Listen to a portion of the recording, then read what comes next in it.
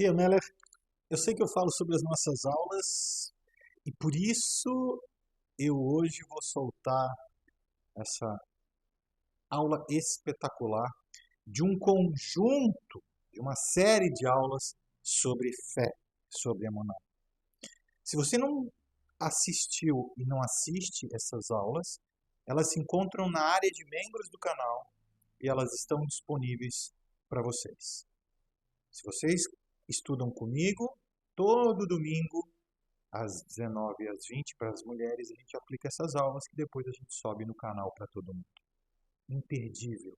Entenda o valor e a conexão que traz essas aulas com o Criador. Não percam seu tempo. Se inscrevam já na área de membros e assistam às aulas anteriores e aguardem para as futuras. Bezerra Hashem. Um forte abraço e Ria Meller. Bom dia, boa tarde, boa noite. Isso mesmo, para quem vai assistir essa aula, um outro horário. Provavelmente já amanhã ela já vai para a área de membros. Meninas, a gente terminou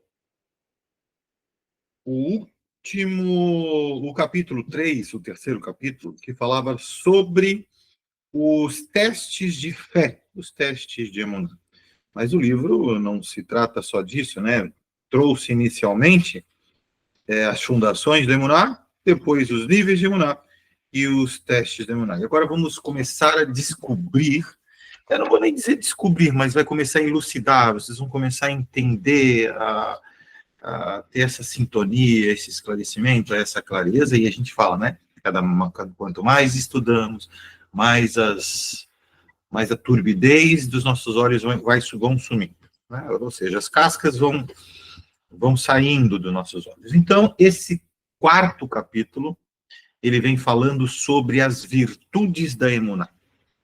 Ou seja, tudo está correndo para que a gente aprenda exatamente como a gente consegue viver em função do mundo que a gente vive, aonde a gente da onde a gente se encontra, mas dependentes totalmente da confiança e da fé em Hashem. As virtudes da Emuná são tantas que ficam difíceis de escrevê-las. A Emuná é a raiz e a fundação de nossas tarefas neste mundo. Gostando dessa imagem aqui. Assim, cada um de nós precisa reforçar sua emuná, aperfeiçoarmos nosso caráter à medida que fortalecemos nossa base, nossa emuná, ou seja, nossa fé. E aí, de acordo com o Rebbe Narman de Breslev, a emuná é a base que sustenta o mundo, ou a base de sustentação do mundo. A emuná é o recipiente espiritual que ela é a base, e além do recipiente espiritual, para a abundância divina e invoca as melhores bênçãos de saúde, bem-estar e sustento. A emuná é a força espiritual poderosa. Com a emuná simples e pura, desejamos uma conexão maior com Hashem e nos elevamos a níveis espirituais mais altos. A emuná nos leva ao nível de paciência pura, serenidade e paz interior. Nessa atmosfera emocional, maximizamos nosso potencial funcional e intelectual. E aí, o Rabbi Narman, novamente, o Rebbe Narman de Breslev, ensina, isso está escrito no Sefer Amidot Emuná, que a Emuná traz bênçãos à nossa vida. Ela nos dá uma consciência espiritual mais intensa, nos fazendo entender melhor a análise racional por trás dos acontecimentos que nos rodeiam. Graças a ela, a Emuná, somos perdoados por todas as transgressões e decretos severos são derrubados. Segundo o próprio Rebbe Narman, isso está escrito em Lekutei Moran, primeiro livro, capítulo 7. A falta de emuná faz perturbar, perdão, a falta de emuná faz perpetuar a diáspora, ou seja, o exílio, a galuta. Ao contrário, a emuná fortalecida acelera a completa redenção de todo o povo de Israel e, por assim dizer, os Bnei Noach, os monoteístas do mundo todo. Ou seja, quando temos a consciência que precisamos realmente, em todos os momentos da nossa vida, entender e ter confiança, e ter emuná, e ter fé em Hashem, tudo começa a ficar claro. Temos a consciência que esse período de trevas, de incertezas, de aflições desse mundo está por acabar. Porque entendemos que até esse período faz parte do plano divino. A alma é uma minúscula centelha de Hashem em cada um de nós. Nos mundos intangíveis e superiores de espiritualidade pura, a alma pode se aquecer junto à iluminação divina, que é um prazer indescritível que faz qualquer prazer físico parecer uma escuridão de desgosto. Superficialmente, a alma, em seu estado original incorpóreo, parece estar mais perto de Hashem, mas, na verdade, ela está distante porque ainda não adquiriu conhecimento sobre ela. A alma, antes da descida do mundo espiritual, apenas sabe da existência dessa iluminação espiritual maravilhosa e indescritivelmente prazerosa, mas não conhece nada sobre a fonte ou a natureza dessa luz. Agora imaginem que vocês, cada um de nós conhece uma pessoa maravilhosa que reflete bondade, sabedoria, calma e compaixão. Mesmo que não saibamos nada sobre essa pessoa, certamente nos interessaríamos em conhecê-la melhor. Ora, no campo espiritual, não há inclinação para o mal, dificuldades ou testes. A emuná se aquece junto à agradável luz divina e não precisa de mais nada. A alma, nesse estado, não pede misericórdia, compaixão divina, ajuda ou perdão. Ela não tem necessidade, portanto, não tem oportunidade de conhecer os atributos de Hashem. Todo propósito por trás da criação do mundo é revelar a compaixão divina de Hashem por suas criações. Está escrito lá no Likutei Maoram, no livro 1, capítulo 64, que Hashem criou o mundo graças à sua compaixão, pois ele deseja revelá-la sem a criação para quem ele mostraria sua compaixão infinita. Por esse motivo, ele criou o universo, do campo espiritual mais elevado à mais baixa condição material, para revelar sua compaixão. Como o propósito da criação é revelar a compaixão de Hashem, só podemos conhecê-lo se descermos a este mundo. Aqui precisamos de sua compaixão divina a cada segundo. Devemos buscá-la, reconhecê-la e assim cumprir o propósito da criação. Ou seja, fica claro que Hashem deseja habitar mais próximo da gente. Em contrapartida, o que a gente precisa é reconhecer isso e começar a nos permitir aproveitar desse desejo divino. Mas como Hashem ele é pura misericórdia e bondade, ele também é justo. O Rabino Shalom Arush fala aqui sobre essa forma intangível de sentirmos a presença divina. É lógico que a gente sente, mas a gente só sente quando há uma conexão entre a gente, entre o corpo físico, a alma e o divino. Até mesmo porque essa partícula divina que Hashem colocou em nós já busca desde o momento da concepção, da criação, até os dias de hoje, não importando em que estágio a pessoa estiver. Porque uma pessoa, ela não é uma pessoa incompleta, a menos que ela se recuse a sentir essa divindade dentro dela. Se a gente começar a entender que as pessoas aí fora, elas procuram apenas os prazeres desse mundo físico, elas realmente conseguem, de maneira até demasiada ou demais, esconder a presença divina da vida delas. Mas quando elas cometem apenas um ato de bondade, vejam, acende aquela fagulha divina que está dentro de cada um. E para isso, e para uma grande explosão, basta uma fagulha dentro de um tonel de combustível. Uma fagulha, a explosão acontece. Daí, dessa explosão, pode acontecer um verdadeiro milagre em que a pessoa veja quão importante é o sentimento de bondade, de prazer que Hashem demonstra através de sua misericórdia.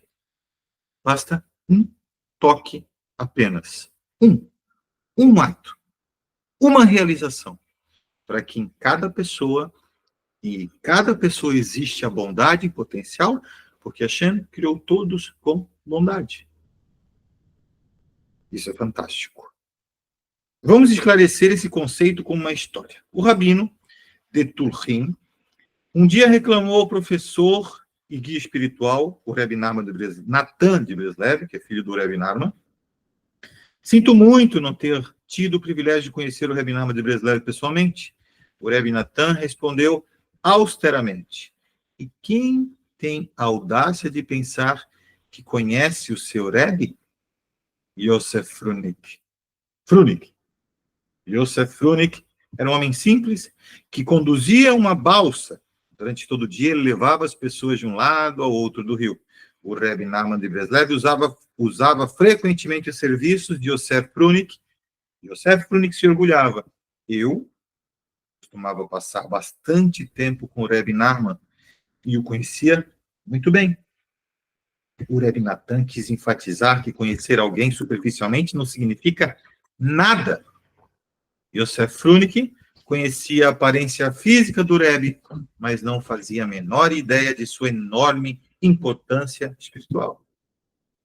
Para começarmos a conhecer o Rebbe Narman, explicou o Rebbe Natan, devemos conhecer e praticar seus ensinamentos. Portanto, um discípulo de uma geração posterior pode conhecer um tzadik melhor do que um contemporâneo que o tenha visto presencialmente, em carne e osso. Ora, Yosef Frunik não apenas viu o Rebbe Narman, como também o tocou várias vezes enquanto o ajudava a subir e descer da balsa. A proximidade física, porém, não tem nada a ver com a consciência espiritual. De fato, o simples balseiro estava extremamente distante do tzadik. Ele não tinha noção da elevação espiritual, da sabedoria, dos ensinamentos, das capacidades e da amplitude da santa alma do Rebbe Narman. Ele apenas o ajudava a atravessar o rio. O mesmo princípio se aplica ao conhecimento de Hashem. Olha esse potencial aí. A alma nos mundos superiores tem o prazer na luz de Hashem, mesmo sem saber sobre ele. Ela lembra o balseiro que se gabava de conhecer o Rebbe Narman, embora, na verdade, ele não conhecesse nada mais que a cor de sua barba. O próprio Rebbe Narman define proximidade, entre aspas, como consciência espiritual, muito mais além. Está escrito em Likutei Moraam, livro 1, capítulo 21, por meio da consciência espiritual, conhecimento de Hashem, podemos alcançar uma união com Hashem. Portanto, quando buscamos uma conexão com Hashem no mundo físico, podemos chegar a conhecê-lo melhor do que por meio de uma mera aproximação no mundo espiritual. Olha que forte, gente. A gente sempre estuda sobre isso. Em praticamente todas as minhas lives, em todas as nossas aulas, com essa profundidade. Se você quer conhecer Hashem, vá de maneira espiritual. Comece a se conectar com Ele. Os judeus fazem os mandamentos, cumprem os mandamentos, o passo a passo para conectar e começar a conhecer Hashem. E nós, Benor, da mesma maneira, não é diferente. Lógico, num estágio menos nítido, por assim dizer, mas com um potencial gigantesco quando é estabelecido essa conexão através das 7 leis de Bnei.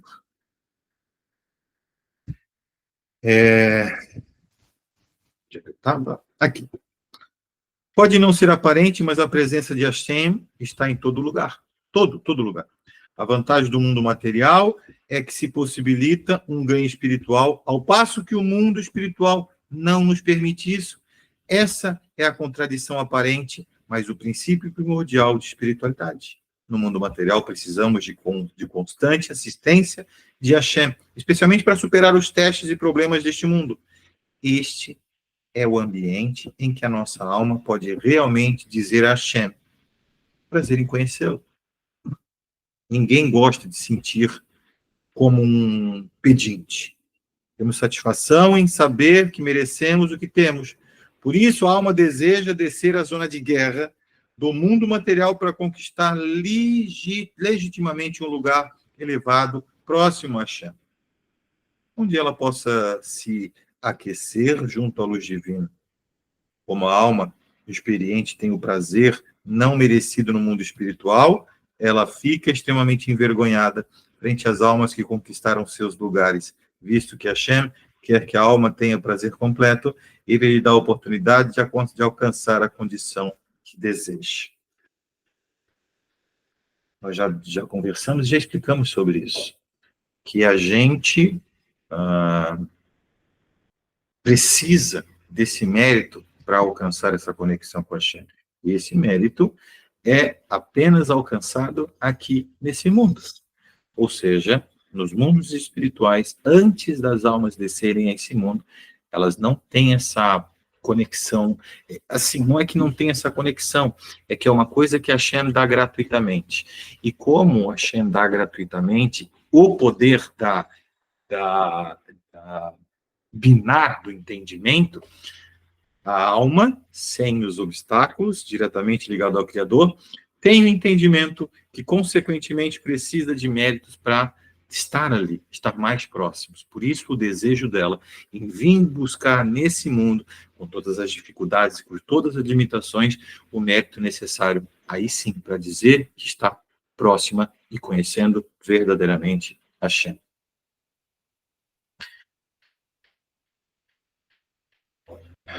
No mundo material, precisamos de constante assistência de Hashem, especialmente para superar os testes e problemas desse mundo. Ninguém gosta, literalmente, de se sentir o pedinte, né? O pedinte, ele tem o incômodo de não estar merecendo através do fruto do seu trabalho. Esse é o trabalho aqui. É aqui que a gente vai conseguir conquistar essa aproximação com o Criador. E aí, quando a gente fala em aproximação com o Criador, tudo fica mais fácil, o prazer de servir Ele fica mais claro para a gente. E a gente nota, conseguimos assim perceber o tamanho do amor do Criador por nós. Quando a alma desce a este mundo, ela cai em um abismo de escuridão espiritual, onde a luz divina está encoberta em camadas de ocultação, o que a gente vem estudando. Uma pessoa racional pergunta: como a alma pode encontrar e se aproximar de Hashem em um ambiente onde tudo parece esconder ou negar sua própria existência? Aí é o seguinte, vemos com os nossos próprios olhos que algumas pessoas conseguem, abre aspas, atravessar as camadas de escuridão e revelar a esplêndida luz de Hashem. Procuraremos agora, com esses estudos, a partir desse capítulo, uma resposta analisando as várias camadas de ocultação. Vamos começar pela primeira ocultação, a natureza. As leis da natureza parecem absolutas e, portanto, ocultam a presença divina individual de cada criação. Então, assim, poderíamos pensar que se Hashem quisesse tornar sua presença aparente no mundo material, ele faria muito mais milagres para que ninguém se enganasse quanto à sua existência e soberania. Ou seja, a própria natureza ela é o parâmetro para ocultar Hashem. E é uma regra de Hashem não quebrar esse parâmetro. A gente já estudou na última porção, no último shiur que eu fiz, sobre, se não me engano, Parashá Bereshit, lá o primeiro livro que a gente começou a estudar esse ano, exatamente como Hashem toma cuidado para não quebrar essas regras. E que apenas há uma forma de quebrar essas regras. Apenas quando há perigo de morte. A segunda ocultação é nós mesmos, o próprio ser humano. O ser humano obstrui, impede, dificulta a emuná e a iluminação de Hashem. Como tem o livre-arbítrio, o homem pode fazer o que quiser, quando quiser. Quando ele mente ou rouba, não cai um raio na cabeça dele. Ou seja, quando ajuda um cego ou um incapacitado a atravessar a rua, um anjo não desce à terra para colocar em seu bolso um cheque de R$ 1.000.000, por exemplo. Superficialmente, Hashem não reage ao bem ou ao mal que as pessoas fazem. Então, aonde ele está? Aonde está o Criador? E ainda pior, já que a maioria das pessoas não faz ideia do que seja emuná, sua fala e perspectiva reflete heresia e egocentrismo. Porque Hashem não faz com que seja mais fácil acreditarmos nele? Vocês já fizeram essa pergunta? A terceira ocultação, o corpo físico, que hospeda a alma, é a forma mais grosseira de matéria, com suas necessidades e desejos que puxam na direção oposta da espiritualidade e da divindade. O corpo é vigorosamente atraído por confortos físicos, o que oculta ainda mais da alma a luz divina de Hashem. Por que o corpo tem que ser tão estúpido? Hashem não poderia ter criado um corpo mais receptivo e refinado espiritualmente para que fosse mais fácil reconhecer ele, o próprio Criador? A quarta ocultação são os testes e os problemas. A vida neste mundo oculta a presença de Hashem de várias maneiras. A palavra hebraica para mundo, olam, é derivada da palavra elem, que significa ocultação. Os testes e problemas da vida cotidiana, dificuldades financeiras, doenças, crimes, discórdia internacional, Deus nos livre, pressões emocionais, etc., ocultam toda a benevolência divina. Terror, acidentes fatais, crianças incapacitadas e outras injustiças aparentemente fazem com que a emuná seja quase imperceptível e impossível. Onde está Hashem? Hashem não poderia deixar a vida mais fácil sem os holocaustos, as Shalom, os tsunamis, Deus os livres, e os ataques terroristas? Deus não o permita. A quinta ocultação, agora vai mexer com a cabeça de vocês. A Torá e as mitzvot. A Torá e as mitzvot são as mais difíceis ocultações da luz de Hashem. Isso porque, superficialmente, muitos mandamentos dificultam a vida neste mundo. Por exemplo, vamos dar o exemplo aqui, ele dá um exemplo para judeus, mas a gente vai conseguir entender, vamos tentar puxar para o nosso lado. Mesmo que precisamos de dinheiro, os judeus não podem, mesmo que os judeus precisem de dinheiro, os judeus não podem trabalhar no Shabat. Eles têm que jejuar em alguns dias, mesmo quando o tempo está quente e seco. Nas primeiras horas da manhã, o melhor e mais produtivo horário de trabalho, os homens têm que colocar tefilim e o talit e rezar. Mesmo que tenhamos de cuidar de negócios imprescindíveis, precisamos também dedicar um tempo ao estudo da Torá. Vamos trazer para a nossa vida? Mesmo com a não obrigação de estudarmos a Torá, nós, Bnei Noah, os noéticos, entendem, sabem que precisam buscar Hashem, tirar um tempo para conseguir encontrar explicação e, por assim dizer, uma certa não é facilidade, mas um certo entendimento da nossa vida, do que acontece por trás das câmeras, digamos assim. Mesmo sem isso. Por que não está tudo revelado já? Por que Hashem já não se revela totalmente? Parece que a Torá e as mitzvot são totalmente incompatíveis com a vida neste mundo. De uma perspectiva mundana, elas simplesmente nos limitam, tornam a vida dura ainda mais difícil. Porque Hashem não adaptou a Torá e a vida neste mundo, da perspectiva da Emuná, a Torá e as mitzvot facilitam a felicidade e o sucesso.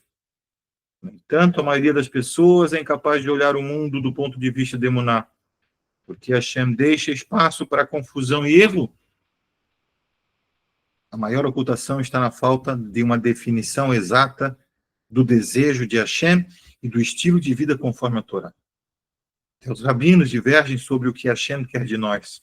E ainda pior, entre os que escolhem uma vida de Torá, pouco realmente conseguem se aproximar de Hashem. Vocês sentem, por algum motivo, vontade de gritar? Isso tudo parece injusto?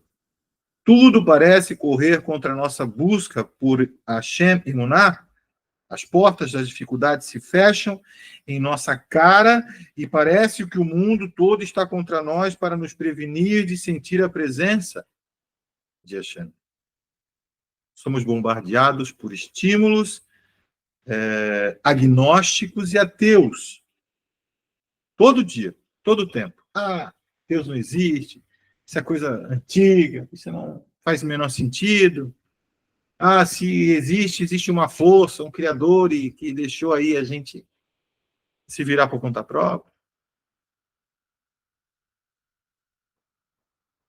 Nós nos voltamos à Torá para consolo e parece que até ela nos está afastando.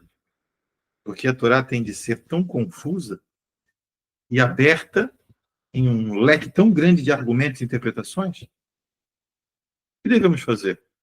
Se o propósito da descida da alma ao mundo espiritual, material, é conhecer Hashem. Então, por que essa é uma tarefa tão complicada, tão difícil? A vida não poderia ser mais fácil? Parece que há uma luta, que a alma luta uma batalha perdida. Por quê? Por quê? A constante luta da vida neste mundo material é exatamente o que faz uma pessoa procurar Hashem. Se tivesse tudo certo, Mar de Rosas não ia. tivesse tudo uma delícia, se os filhos não enchessem o saco, se todo mês caísse o quanto de dinheiro a gente precisava, ou que a gente gostaria, se a gente não precisasse lutar tanto para ter as coisas, ou se você encontrasse uma pessoa e essa pessoa só realizasse atos de bondade para você, você realmente nunca, jamais procuraria o Criador. Não sai da zona de conforto da N. Porque o que faz com que a gente combata o desejo físico, o que nós chamamos de Yetzirah, uma inclinação, é o ponto crucial de dificuldade na nossa vida. São os testes. Os testes são o fruto da necessidade de buscarmos Hashem. Assim que percebemos a futilidade da nossa luta contra todas as forças do mundo, ficamos mais modestos. A modéstia é um importante pré-requisito para ter emuná.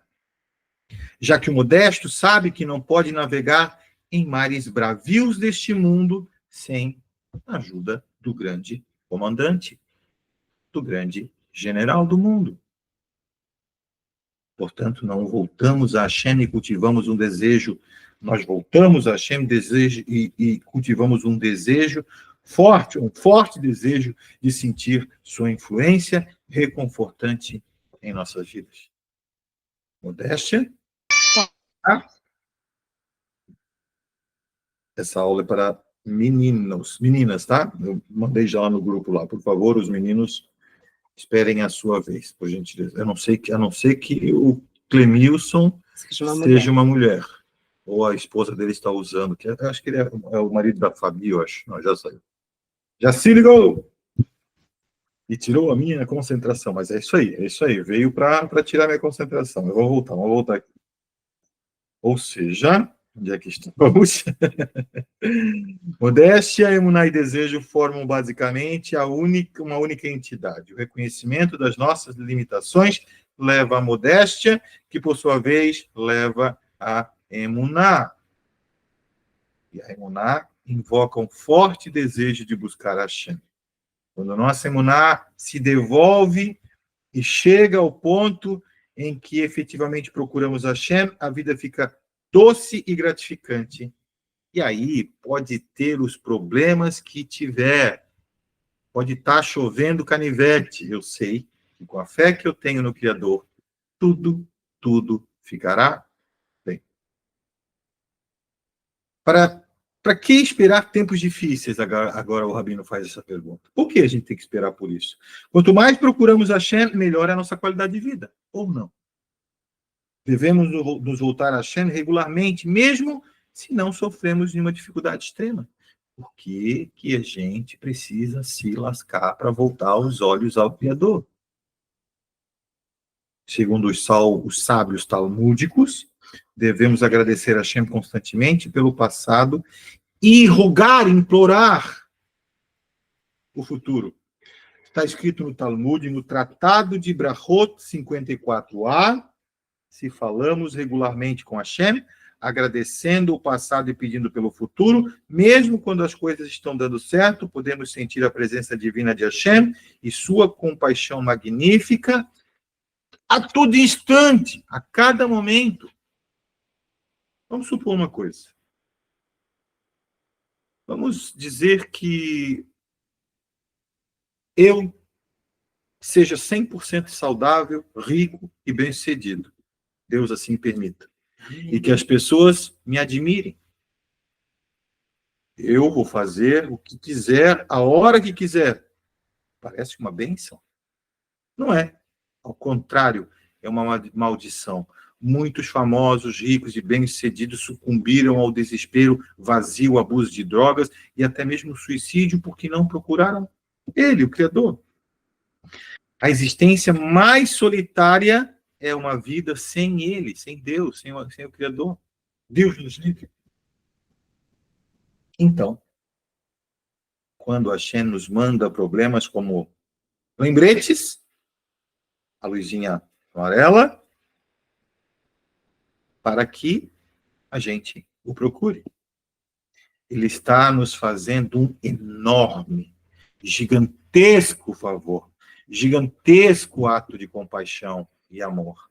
Mas, se somos espertos o suficiente para buscar Hashem quando nossa vida está progredindo de modo positivo, ele não vai precisar recorrer a esses testes problemáticos para dar aquele tapa na cara e falar assim, vai acordar ou vai se afundar cada vez mais?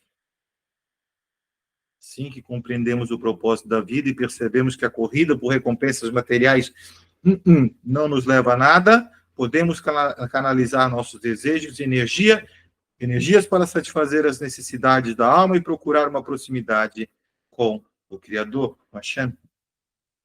E aí, com esses olhos, não físicos, mas com os olhos espirituais, que conseguem observar o máximo dos objetivos da nossa vida, problemas aparentes nesse mundo, subitamente se tornam valiosas oportunidades, aí sim, para a gente dar um up, para a gente crescer espiritualmente. Aquela velha história. Tive que dar 2 passos para trás para realmente pegar um grande impulso e subir no meu entendimento. Ou nas minhas características mais importantes, que são as características que me aproximam de Hashem. Quando descobrimos que o nosso propósito é conhecer Ele, o Criador, a vida fica doce, gratificante e significativa.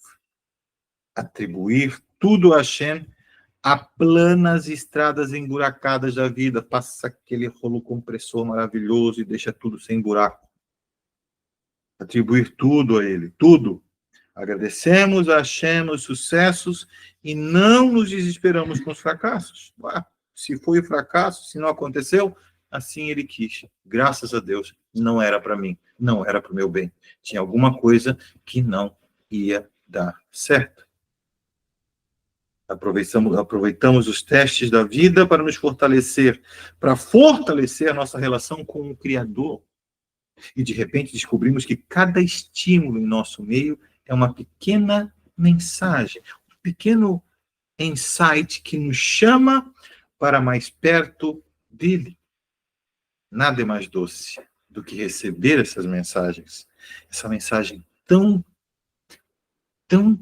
pessoal do nosso Pai glorioso e compassivo. Não é? Giovana, entendeu a mensagem? Isso é para você. Perceba isso. E aí a gente chega naquele ponto, Giovana, entendi, Hashem. Ok. Que bom. Muito obrigado por não ter deixado eu ir mais longe, ou ter parado por aqui, ou nem sequer ter criado expectativa. Ficamos mais atentos ao nosso redor quando desenvolvemos a consciência de que no nosso meio consiste numa maneira de Hashem falar conosco. Uma pessoa receptiva às mensagens dele, do Criador, sempre reage ao que ele está transmitindo, exatamente como o exemplo que eu dei agora. Ele entende certo evento como uma mensagem para corrigir uma falha ou outro acontecimento, como uma chamada para fazer a tchuvá, se arrepender. E a vida se torna uma história de amor, harmoniosa, com constantes ganhos espirituais. E é lógico que as situações difíceis demandam reforços de emuná. Pode ser alguma coisa difícil aí que eu tenho que calibrar minha fé, colocar mais força na minha emuná. Quando lembramos que testes e atribulações são criados para nos aproximar dele, do Criador, e não para nos afastarmos, lidamos com eles com muito mais facilidade e, concluindo, sucesso. Hashem criou o mundo para revelar sua ilimitada compaixão. Ao nos aproximarmos dele, entendemos melhor sua vasta bondade. Então, quando lembramos que nossas lutas e sofrimentos existem para nos aproximar de Hashem, evitamos cair numa armadilha de raiva, da ansiedade e do desespero. E, ao contrário, corremos mais rápido em direção. Na verdade, corremos mais rápido e nos jogamos, pulamos, saltamos no colo do Pai Celestial. Uau! Ele começou só, hein? Só começou o capítulo, hein? Falei para vocês que essas virtudes vão mexer demais com a cabeça de todo mundo aqui. Vocês que estão vendo agora, vocês que estão tendo a oportunidade de estar aqui agora, e vocês que vão ter a oportunidade de participar e ver essa aula gravada. Por isso, eu vou pedir um grande favor para vocês que estão vendo essa aula ao vivo. Estimulem as meninas do grupo a participar dessas aulas. Estimulem. Então, cada uma de vocês que estão aqui porque, naturalmente, tem uma certa liderança. E essa liderança é intrínseca em cada uma de vocês. Cada estímulo de vocês, cada gota de conforto que vocês conseguirem colocar no grupo, olha, a aula de hoje foi ou para mim, ou me fez entender o que eu passei algum tempo atrás, ou está direcionando a minha vida a isso, ou essa aula fez uma diferença enorme como nada fez em toda a minha vida. Porque é assim que isso acontece. É desse jeito. Por que vocês acham que eu comecei a aula falando da divindade que existe em cada um de nós, essa fagulha de divindade. Porque se vocês estão aqui, existe um galão de combustível gigantesco que só depende de uma fagulha divina e de bondade transmitida, de repente, por uma aula dessa, para explodir o potencial gigantesco de alterar todo o curso da vida de cada um. Todo o curso da vida de cada um. Bom, deixa eu parar aqui.